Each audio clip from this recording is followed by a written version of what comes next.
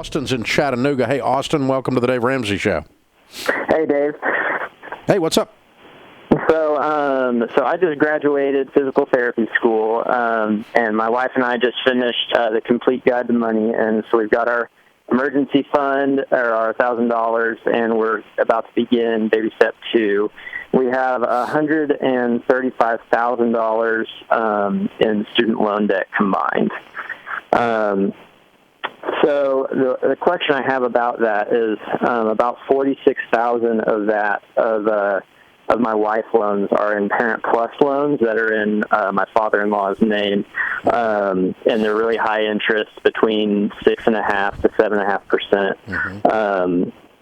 So it's kind of hard for me to think about paying off the small guys when the biggest loans are not in my name, not in our name, and are such high interest. Our plan is to get this paid off in 3 years, but still, I'm just wondering if I should even consider putting those at the top of the debt snowball, or leave them down at the bottom where they are. You should leave them at the bottom where they are. They're not your loans. But we have agreed to pay them. I know. I'm talking about legally, they're not your loans. Okay. And so, the last thing you take care of, number one, but number two, they're the largest loans. And you're going to pay them off so fast, the interest rate's almost irrelevant. Okay. I mean, we're talking about, what, $30,000, right? Sorry, 100 or 135 total, but how much of that is Parent Plus? 46. Oh, 46. Okay. All right, so $50,000. All right, and they're at 7%. Mm. And your other loans are at what? They're between 3.5 to 5.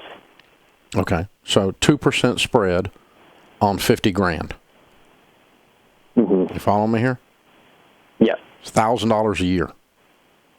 Okay. Over, what'd you say, 3 years? Yeah, you're going to do it in 3 years. But it's not going to be a full. It's not going to be a full $1,000 a year, because you're not going to be in debt the whole time. So we're having a $2,000 discussion about a $135,000 problem. Gotcha. Yeah, that's not your problem. The problem is getting extra income, working like maniacs to get your income up as fast and as aggressively as you can.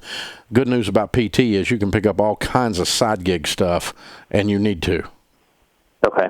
Whether it's ER or whatever it is, wherever you got to go, whatever you got to do to add to your base pay. I mean, you probably have 50% of your income, but you're going to be working 80 hours. Yeah, yeah. I mean, you've got the best part-time job in the world. It's more of your regular job. Yeah. And you can probably land that in Chattanooga. It's a big enough market. You can probably find the work. So that's what, I can get PR and work. Exactly. And so you're already on track. So, again, I don't want you to live like that for very long, but if that turns 3 years into 2 years, what I just described, then I would. I'd go crazy for 2 years and get a year of my life back and the rest of my life. And, that changes the equation we were just discussing on the interest rate spread even more, if you did it that fast. So you're on track, but you cannot fix. It's not a math problem as often as it feels like it is. It's more often an intensity and a focus problem than it is a math problem, and that's what we just illustrated by walking through your situation. Get after it, dude. You can do this. You got this. And I'm here if you need some help. You call me. You get a little tired one day, you call me. I'll jack you up. Let's do it. Let's do it together, man.